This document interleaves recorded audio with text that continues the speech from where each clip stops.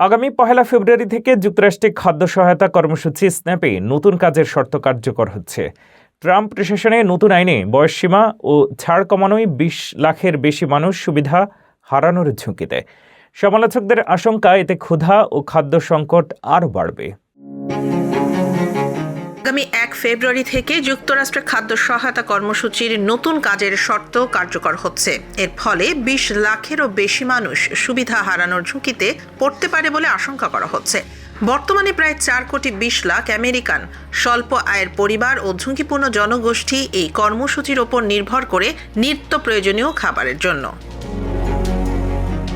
President Donald ট্রাম্পের জুলাইয়ে স্বাক্ষরিত নতুন আইনের আওতায় নির্দিষ্ট কিছু প্রাপ্তবয়স্কের জন্য কাজের শর্ত আরও কঠোর করা হয়েছে। প্রথমবারের মতো কাজের শর্ত প্রযোজ্য হওয়া বয়সসীমা ৫৪ থেকে বাড়িয়ে ৬৪ বছর করা হয়েছে।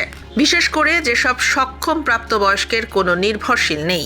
পাশাপাশি যেসব অভিভাবক বা তত্ত্বাবধায়ক ১৪ বছরের বেশি বয়সী শিশুর দায়িত্বে আছেন তাদের জন্য ছাড় কমানো হয়েছে।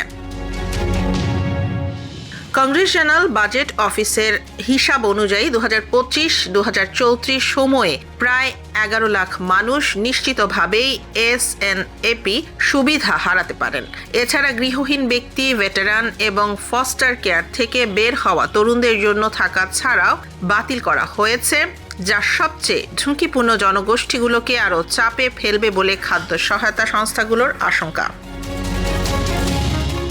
সমর্থকদের দাবি, অপচয় ও জালিয়াতি ঠেকাতেই এই শর্ত।